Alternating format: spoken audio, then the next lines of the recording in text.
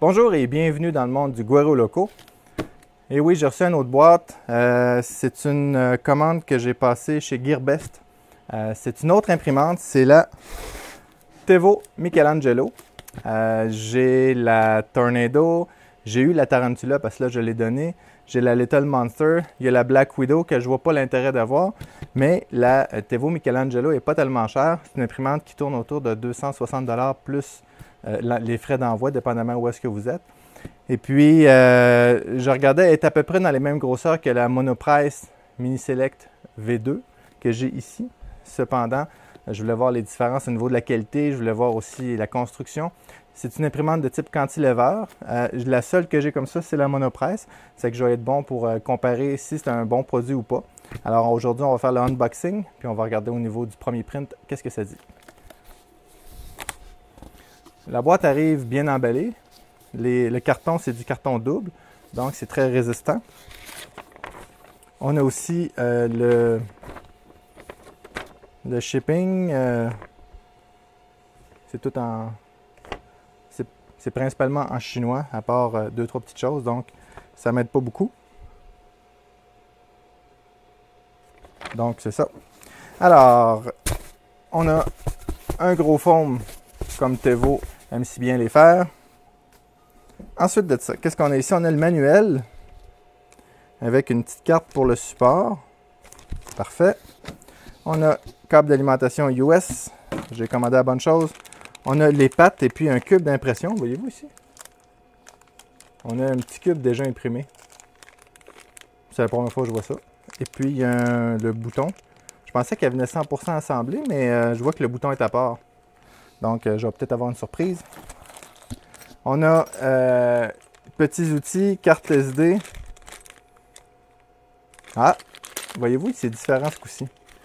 Normalement, la Tevo Tornado puis la Tarantula arrivait avec une carte de 8 GB, mais lorsqu'on l'ouvrait, on avait des fois des surprises. Celle-ci est une 512 MB. Donc, j'ai confiance qu'elle va être meilleure que les autres, étant donné le format. 8 GB, c'était pas vraiment une 8 GB. On avait des problèmes après quand on mettait trop de fichiers dessus. Mais 512 MB, on peut faire un bout avec ça. Et puis, c'est les outils standards de Tevo. On a le petit câble USB pour le firmware ou pour la contrôler. Alors, comment c'est à mancher?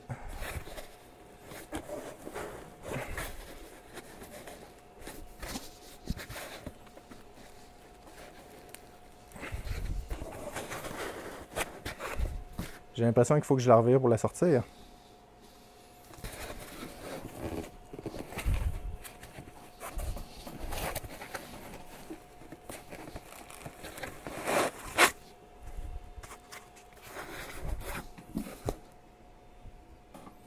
Elle semble pognée dans un pain de styrofoam.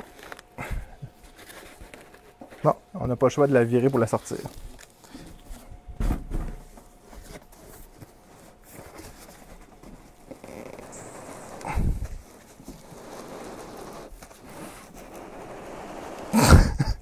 Ça n'a pas de bon sens. Elle est très bien empaquetée, je vous le garantis.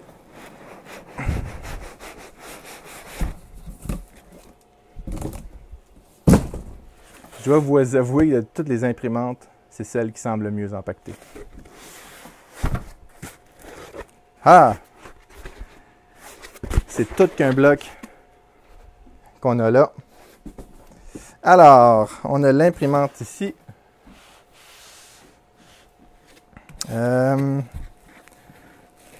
D'autres blocs un peu partout.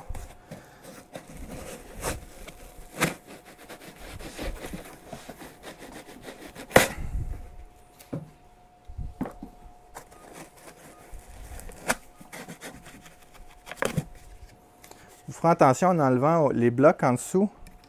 Ça vient frotter sur la courroie qui est ici. Là, la courroie est lousse.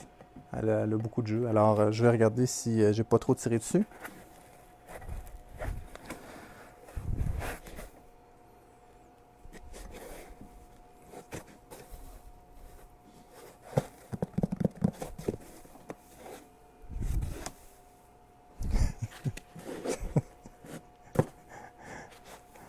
Et je pense que j'aurais pas le choix de couper j'aurais pas le choix de couper le foam.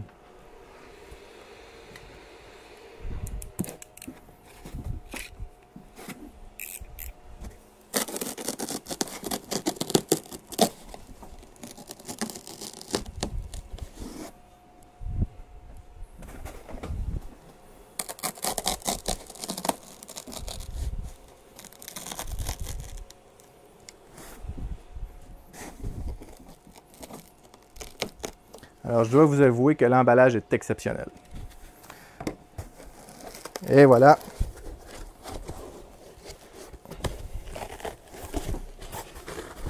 Elle est surprenamment pesante. Je m'attendais à quelque chose de plus léger. C'est une bonne chose qu'elle soit lourde. Bon. Alors ici, on a l'imprimante. Il reste juste le déballage de l'axe ici à faire.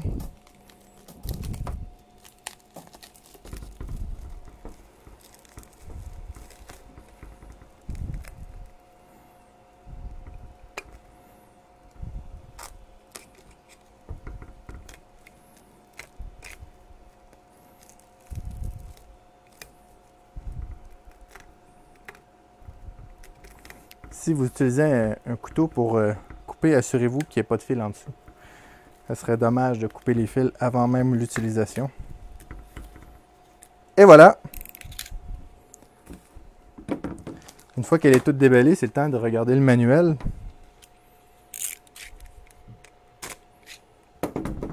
Faire un peu de ménage.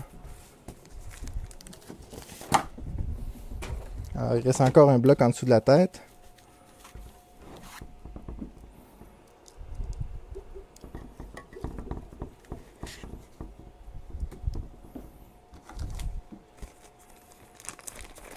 En passant, je viens de m'apercevoir que vous n'êtes pas obligé d'utiliser un couteau pour ouvrir le sac. Il se détache par ici. Alors, qu'est-ce que ça dit ici?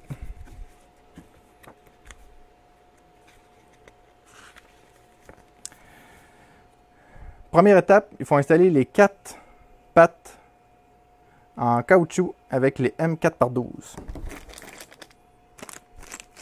Il y a juste un sac avec ça, donc j'imagine que c'est ça ici, avec une tête hexagonale.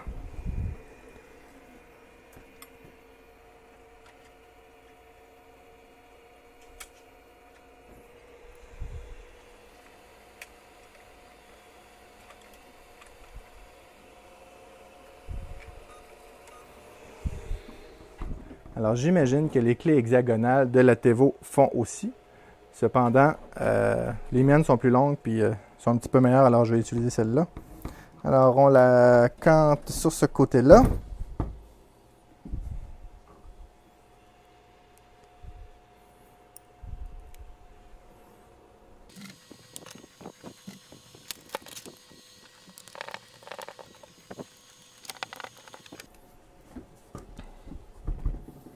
Les 4 pattes sont installées, vraiment pas compliqué. Il reste le petit bouton à mettre.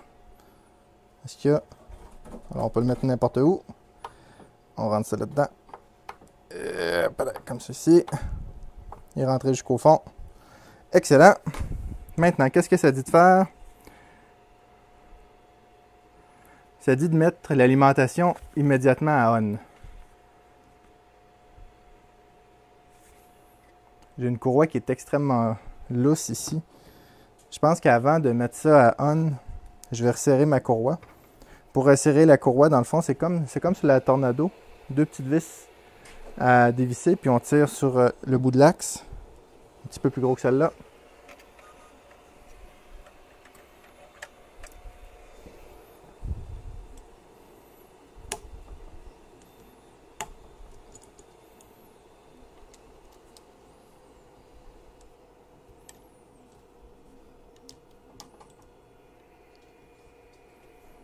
Et voilà, ça n'a pas été très compliqué.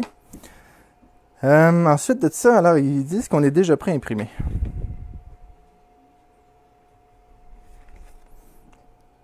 On va regarder les spécifications de l'imprimante maintenant. On voit ici qu'il y a déjà eu le cube d'imprimé dessus. Alors, j'ai vraiment l'impression qu'ils ont imprimé le cube dessus.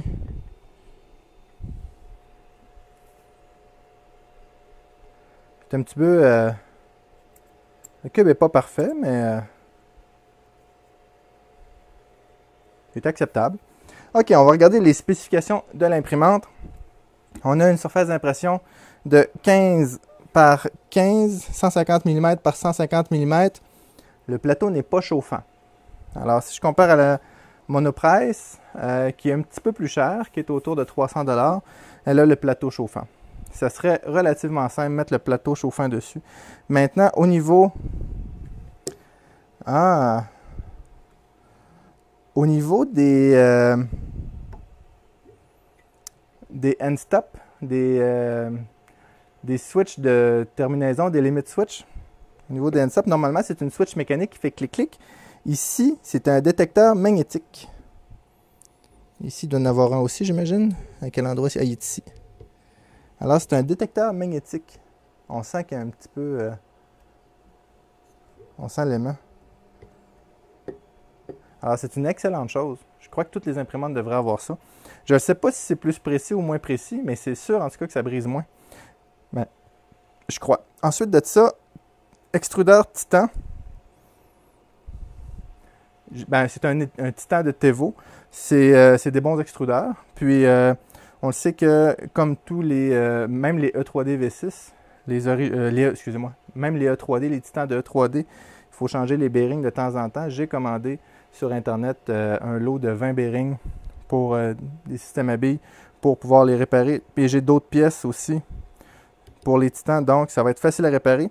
Si on regarde au niveau de la tête, c'est comme la Tornado ou la CR10 ou la Ender. Cependant, il y a quelque chose de le fun, c'est qu'ils ont mis 2 ventilateurs. Je pense qu'à l'origine, sur la Tevo, il aurait dû mettre 2 ventilateurs. Alors, je suis curieux de voir ça pour voir si je vais avoir besoin d'un PET-Fang comme j'ai mis sur elle. La chose verte que vous voyez autour de la tête. Ou si les 2 ventilateurs vont faire le travail. Je ne sais pas si elle marche au 24 volts ou au 12 volts. D'après moi, elle devrait marcher au 24 volts. C'est pas marqué dessus. Mais avec un multimètre, je pourrais le trouver. Ensuite de ça, qu'est-ce qu'on peut voir dessus? Il y a quelque chose de bien. La carte SD rentre à l'avant. Alors, je vais sortir la carte SD.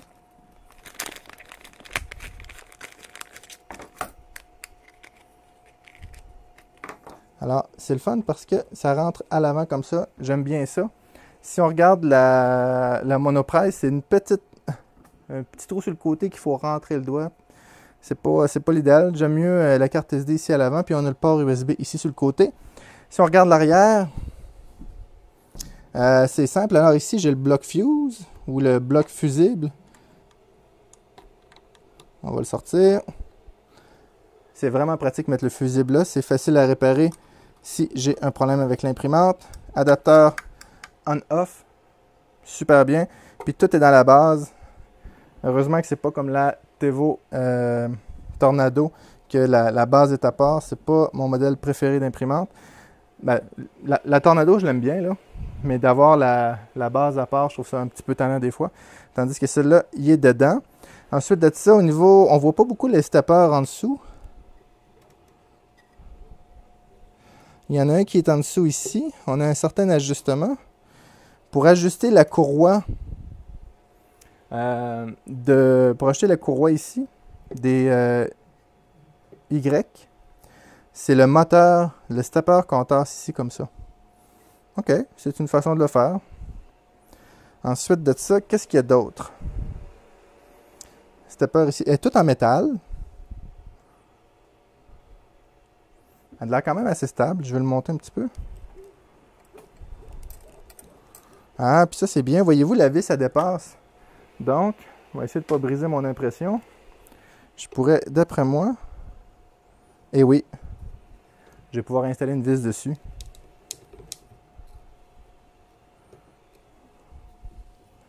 Ah, ici, il y a quelque chose qui... Voyez-vous, les fils tirés. Il faut ressortir les fils un petit peu. Alors, avis aux consommateurs, n'oubliez pas de sortir les fils de l'imprimante avant de la monter. Puis pour la baisser, et voilà, c'est pas plus compliqué que ça. Il n'y a pas de support pour le fil. À moins que je l'ai manqué.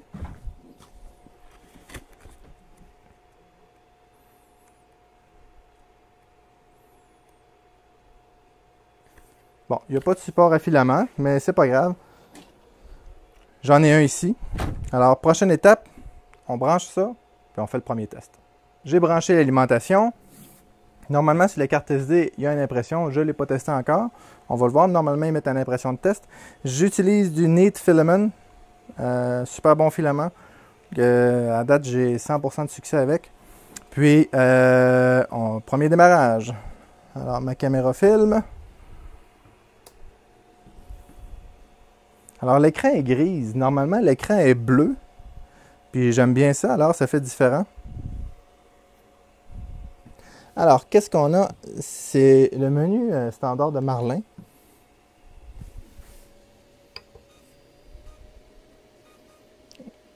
Alors, j'ai une option ici, Bed Leveling. Je vais mettre de l'autre côté.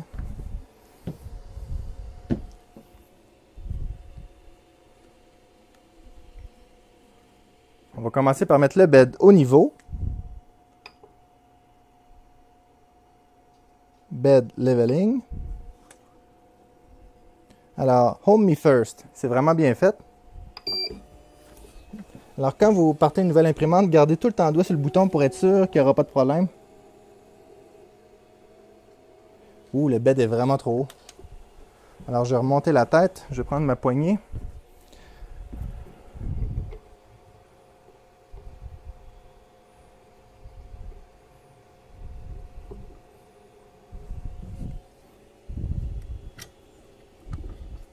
Alors, le bed était vraiment trop haut.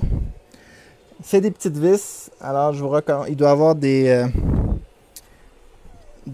impressions de molettes sur Thingiverse pour ça. Parce que les vis sont dures à tourner.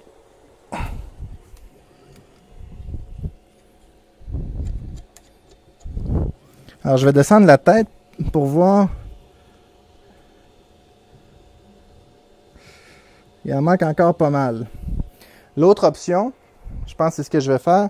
Je vais simplement soulever mon sensor. Je vais relever la caméra un petit peu. Je vais relever mon sensor de mon axe Z. Parce que sans ça, je finirai pas de descendre mon bed. Puis les ressorts sont très difficiles. Un petit peu plus petit que lui.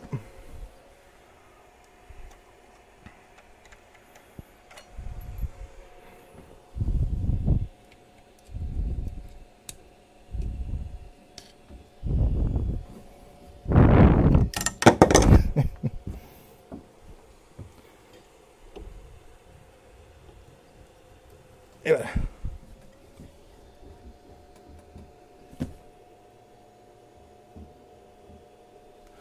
Ça a déjà plus d'allure comme ça. On serre ça. On recommence la procédure. Alors, bed leveling. Home me first.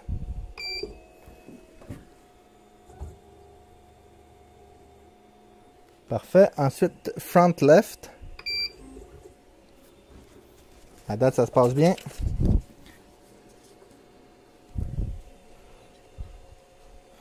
Yesh.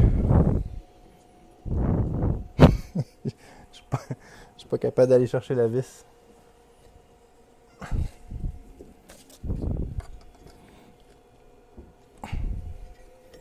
Alors, première des choses, faites imprimer. Ce que je vais faire, je vais éteindre les moteurs puis je vais les remonter manuellement. Parce que de la façon que la tête est placée, je suis pas capable d'aller chercher la vis. Alors je vais répondre au téléphone. Et voilà. Alors je vais faire un petit nivelage à l'œil. Ou presque à l'œil.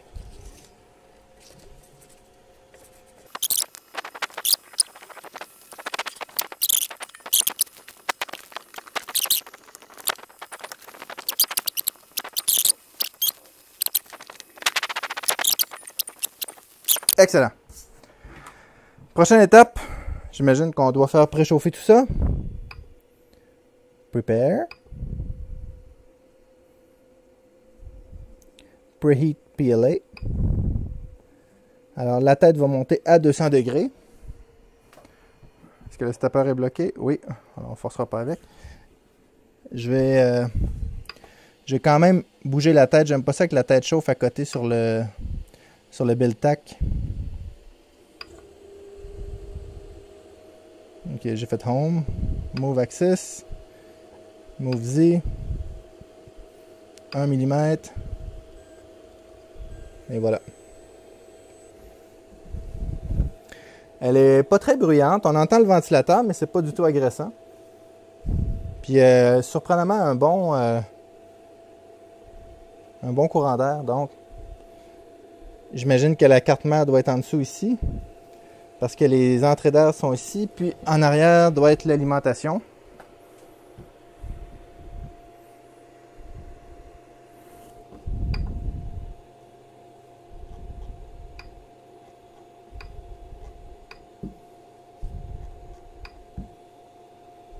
Alors la tête chauffe très vite, c'est bien. Je vais pousser un peu de filament juste pour en faire sortir par la buse pour être sûr que mon filament est à la bonne place. J'ai du filament blanc qui sort. Alors c'est une bonne chose, ça veut dire qu'ils ont réellement imprimé avec. Ça me surprendrait qu'ils soient amusés à mettre un bout de filament dans la buse pour le fun. Donc, il y a vraiment un test d'impression qui a été fait. Alors, je pourrais peut-être faire un commentaire à Tevo. C'est d'inclure des petites pinces avec leur imprimante. Ce serait vraiment génial. Alors, on est prêt à imprimer. On va regarder s'il y a de quoi sur la carte SD. Oui, test.gco. Puis Ripple Test. On va y aller avec test.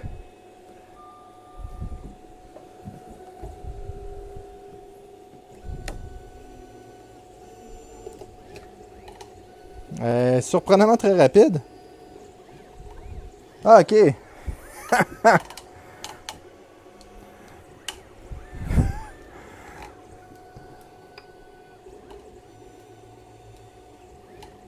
Ok, je pense que j'ai compris c'est quoi le test.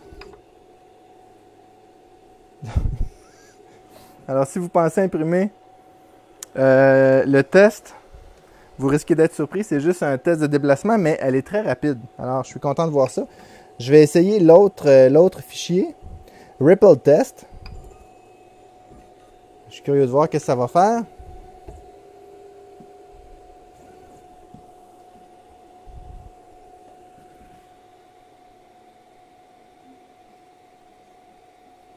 Alors, je vois qu'il se passe rien. Il y a un petit peu de filament qui sort. La température est en train de monter à 230. C'est pour ça que mon filament sort.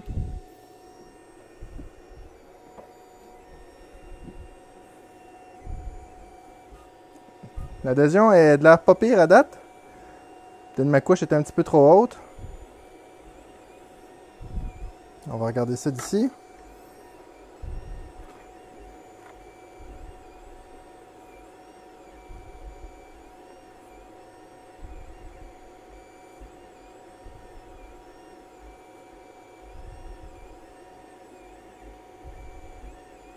Vite comme ça, on dirait un signe de Batman.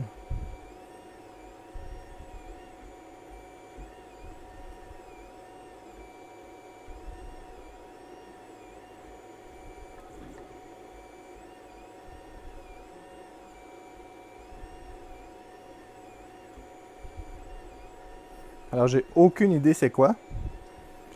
C'est toujours une surprise. Sur la... si vous vous souvenez, sur la Tornado, c'était le support à filament que je dois encore avoir à quelque part.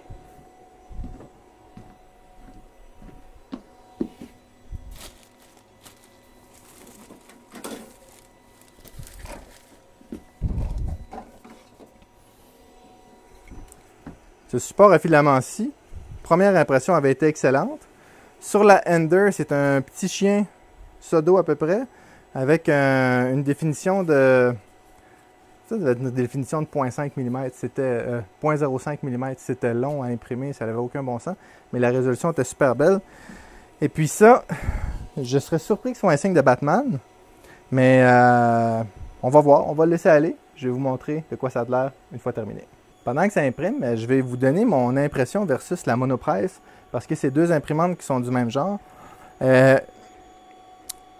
Celle-là a l'air beaucoup plus robuste. Alors, c'est des vraies extrusions. Elle, ici, l'axe X est assez mou, on va dire. Il fait bien le travail sur la Monoprice, mais il a de l'air beaucoup plus robuste sur lui. J'aime plus aussi la mécanique de la Michelangelo parce que c'est la même mécanique qu'on trouve, par exemple, sur la Tornado ou sur la Ender, sur la Creality. C'est le même type de mécanique. Le gros plus de cette imprimante-là, c'est que c'est des vrais stepper motors complets, des NEMA 17. La Monoprice, l'axe des Z, pour ceux qui en ont, est extrêmement lent, mais le moteur est gros comme ça. C'est un petit moteur rond avec une mini vis.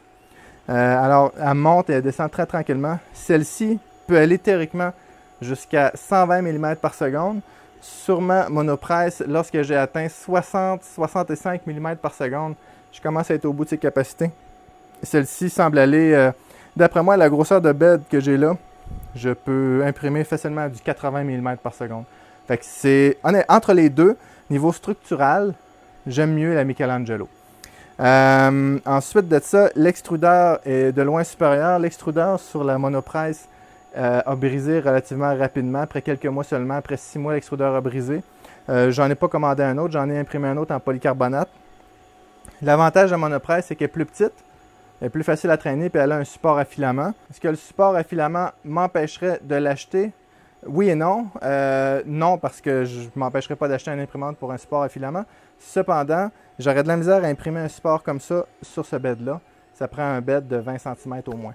Donc, j'aurais de la misère à m'imprimer. Il faudrait que je trouve un autre moyen ou avec des déroulements, des 608 ZZ ou quelque chose comme ça. Elle est rapide, elle va bien. Cependant, le bed n'est pas chauffant. Ce serait le fun qu'il y ait une option avec le bed chauffant. Comme ça, je pourrais imprimer plus longtemps sans que ça décolle ou de l'ABS même dessus. Pour dire la vérité, je n'ai jamais imprimé d'ABS sur la Monoprice. J'imprime que du PLA, donc il ne devrait pas avoir de problème. Je devrais être bon pour imprimer du PLA là-dessus. La surface d'impression semble plutôt bien adhérée. Ensuite de ça, ce que j'aime beaucoup, le petit écran, je trouve que ça fait différent. La Monoprice, l'écran est plus gros, il est plus coloré. Le bouton est un petit peu difficile. Parfois, on appuie dessus, puis le bouton est un peu simple. Ce qui me semble là-dedans, c'est un marlin. Donc, je vais pouvoir faire mes propres ajustements. La Monoprice, il y a 0 ajustement qu'on peut faire. Les firmware sont compliqués, tandis que ça, c'est un marlin. Ensuite de ça, au niveau de l'alimentation, le boîtier d'alimentation, le power supply, comme on dit au Québec. Comment est-ce qu'on dit ça en français? Le power supply.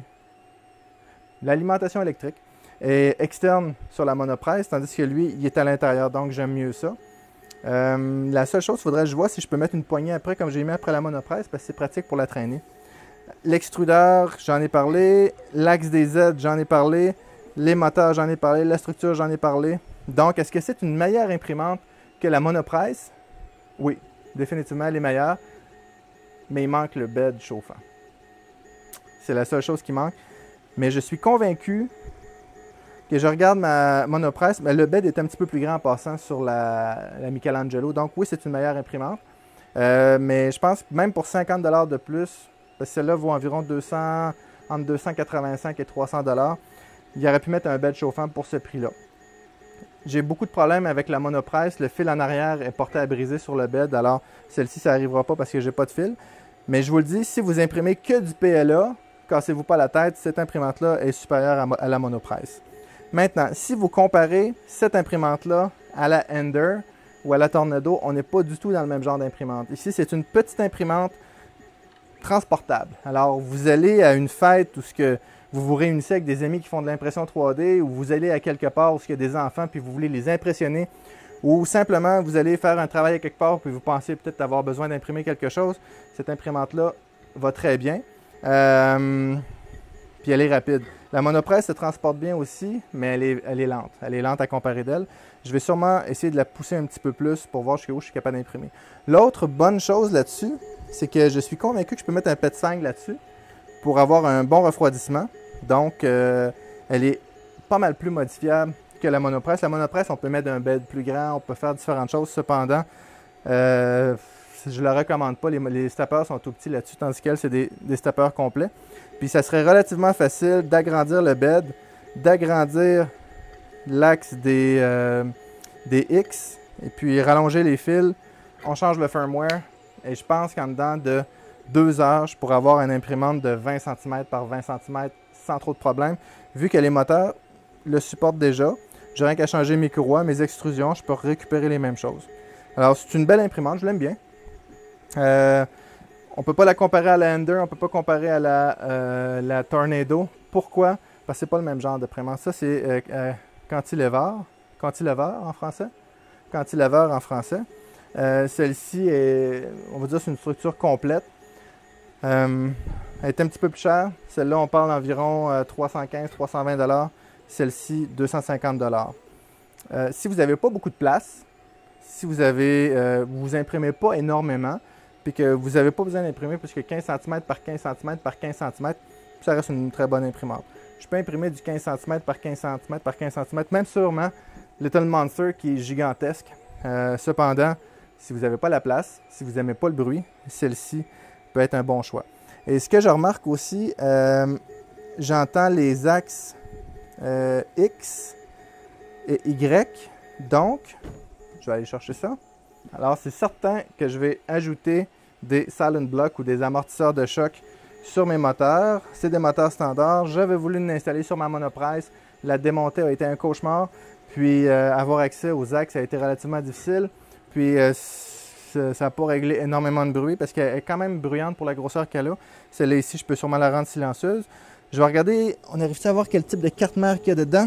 Je vais regarder quel type de carte mère. Si c'est une Gen L avec les stappers externes, on pourrait peut-être changer directement les stappers pour des TMC. Hop, je ne l'ai pas allumé, hein? J'ai pas allumé ma lumière.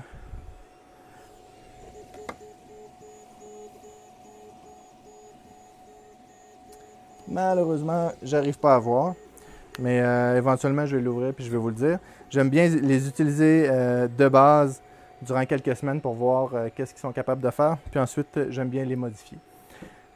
On va attendre que l'impression finisse. Je vous reviens dès qu'elle est terminée. J'ai dû recommencer l'impression parce que mon bed n'était pas au niveau. Puis, elle est en train de décoller. Mais j'ai vu que le bed n'est pas au niveau.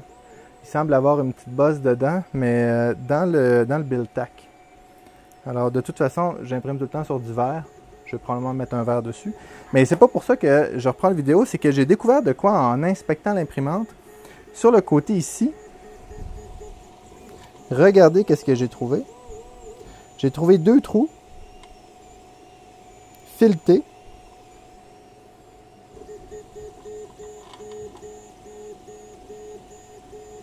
Où rentrent parfaitement 2 vis. Je vais vous le montrer. Juste ici.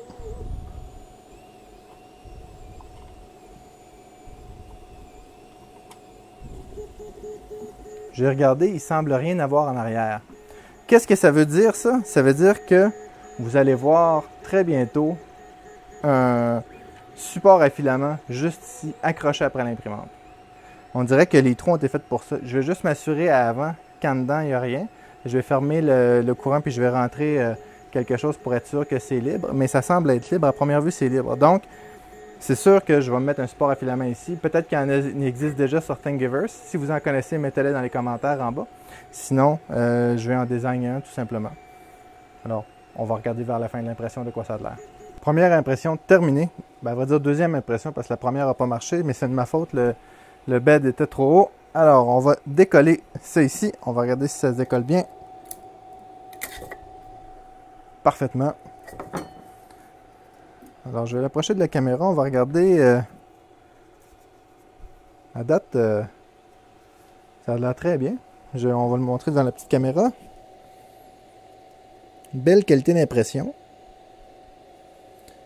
Voyez, quand je disais que le bed semble pas au niveau, et en effet, si je regarde sur l'imprimante, il y a une bosse. Donc, il va falloir que je mette un verre dessus. Probablement que je vais mettre un verre avec un build tack sur le verre. Je n'utiliserai pas de fixatif à cheveux comme c'est dans mon habitude parce que le bed n'est pas chauffant. Et si on continue à regarder l'impression est belle.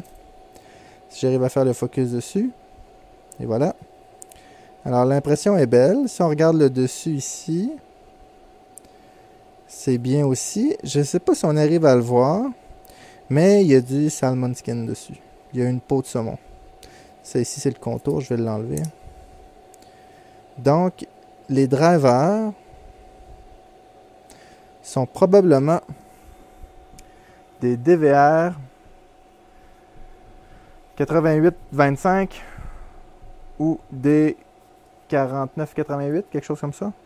Ceux qu'il y avait sur l'ancien modèle de la Tornado. Ce qui me dit qu'elle aurait besoin de TL Smoother ou d'une nouvelle carte mère avec des nouveaux drivers. Est-ce que ça fonctionne quand même? Oui. Écoutez, c'est pas vrai. Je suis très content de la qualité d'impression. Il y a un petit peu de salmon skin, c'est vrai, mais elle n'est pas la seule à avoir ça. Mais pour une première impression, la quantité d'extrusion est super bonne. C'est une belle impression. Il faut dire que c'est un bon filament aussi. Je suis un petit peu déçu du build tack qui est pas... Je sais pas si c'est le build tack, j'ai vraiment l'impression que c'est le bed. Mais ça se peut quasiment pas. Mais bref, je vais mettre un verre dessus. De toute façon, j'aurais mis un verre dessus. Pour l'impression, je lui donne 10 sur 10, sauf pour le salmon skin. Mais c'est les drivers qui sont là. Puis on va regarder si la jupe s'enlève bien. Malgré que si la jupe s'enlève bien ou non, c'est pas un signe de bonne qualité d'impression, mais ça s'enlève quand même bien. C'est plus la qualité du filament qui fait si la jupe s'enlève bien que l'imprimante, mais tant qu'à le tester. Je sais pas pourquoi ils mettent des jupes au PLA. À la surface d'impression qu'elle a, la pièce, je pense pas qu'elle aurait eu besoin d'une jupe comme ça.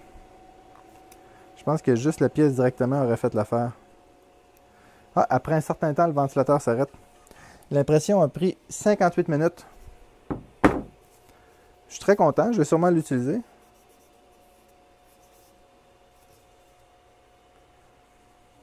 Maintenant, je vais aller voir bientôt dans Simplify 3D pour voir si je peux trouver le profil de cette imprimante-là. Donc, en conclusion, je vais enlever ça ici parce que c'est pas d'origine pour vous la montrer dans son état original et je vais la remettre sur ma Tornado sans briser mon impression. Et voilà. C'est une belle petite imprimante, une belle construction. Elle semble pas mal rigide. Il n'y a pas de lousse. Ce que j'aime, c'est que c'est toutes des, je pourrais dire des vraies pièces, des vraies bonnes pièces d'impression. C'est-à-dire, bon, les ventilateurs ici, 2 ventilateurs, ce que je trouve excellent. Des vrais moteurs NEMA 17 comparativement à la Monoprice. C'est une chose excellente. Un bon extrudeur. Ensuite de ça, le bed en aluminium. C'est pas mes préférés. J'aime mieux les beds en verre. Cependant, je vais mettre un verre dessus tout simplement. Je pense que je pourrais facilement mettre un BL Touch dessus. Est-ce que ça vaut la peine? Je crois pas. Ensuite de ça, elle semble facile à réparer. Tout est accessible de l'extérieur. Les end-stop, les switches ou les contacts de limite qui ne sont pas mécaniques. Ça, c'est excellent. 2 ventilateurs, j'aime ça. Je serais curieux de voir, ça semble pas la même pièce. C'est pas la même pièce de tête que la Tornado. Cependant, elle ressemble beaucoup. Beaucoup. Mais c'est pas la même pièce. Cette pièce-ci semble relativement semblable. À vrai dire, je pense que la pièce qui vient l'extrudeur et le moteur ici est la même pièce. Puis, les gaines sont correctes. Elle est compacte. Il y a un support ici pour les filaments. Alors, je vais sûrement en désigner un comme ça ici, quelque part. Puis, l'alimentation est dedans. Tout est dedans. C'est une bonne imprimante. Je l'aime bien. Il manque juste le bed chauffant. Puis le verre. Si elle aurait un bed chauffant, je lui donnerais 10 sur 10. Mais à cause de ça, je vais lui donner un je vais lui dire 8.5 sur 10. Pourquoi 8.5 sur 10? Bon, à cause du bed chauffant, à cause du défaut de build-tack. Alors, une imprimante neuve, évidemment, moi, je travaille beaucoup avec les imprimantes, donc je vais me tailler un verre, ça ne sera pas compliqué. Mais quelqu'un qui commence, va trouver ça un peu tannant d'avoir un build-tack endommagé dès le début. Ensuite de ça, pourquoi je donne 8.5? Bon, il y a le bed, il y a ça, elle n'a pas de support à filament, ce qui est plus ou moins intéressant. Mais me connaissant, 8.5, c'est énorme pour une imprimante. Donc, c'est très intéressant. Puis, on laissé dépasser la vis de l'axe des X, excusez-moi, des Z. Donc, ça va être facile pour me mettre une petite vis dessus.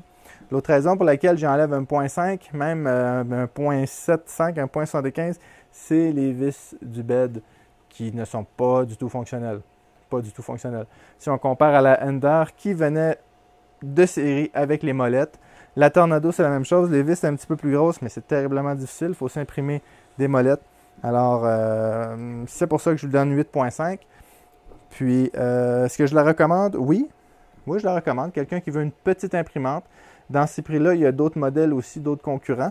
Mais dans les modèles cantilever, comme ça ici, pour imprimer du PLA, petit modèle, pas bruyant, compact, c'est une bonne imprimante. À vrai dire, avoir le choix, si je devrais acheter une monopresse ou celle-ci, je prendrais celle-ci pour la qualité des composantes, parce que les composantes sont meilleures. Les extrusions sont plus faciles à réparer. Ben, les extrusions, on ne répare pas, mais à cause des extrusions, c'est plus facile à réparer. Puis la robustesse, puis la grandeur du bed qui est un petit peu plus grand. Mais je prendrais la monopresse seulement pour le bed chauffant. Alors, l'autre chose, un gros avantage qu'elle a, c'est le firmware Marlin qui va être facilement modifiable. J'ai sûrement m'amusé à le modifier. Donc, écoutez, je donne un thumbs up pour cette imprimante-là. J'espère que la vidéo vous a éclairé dans le choix de votre imprimante. Alors, cette imprimante-ci va s'ajouter à ma collection. Et attention, cette semaine, il va en avoir une autre imprimante ici, mais complètement différente. Je vous garde la surprise. C'est une autre imprimante que j'ai achetée qui est complètement différente de ce qu'on a vu à date. Alors, je devrais la recevoir demain si le shipping va bien. Alors, j'espère que vous avez aimé la vidéo. Si vous avez aimé la vidéo, s'il vous plaît, mettez un like, partagez-la et abonnez-vous à la chaîne. Merci.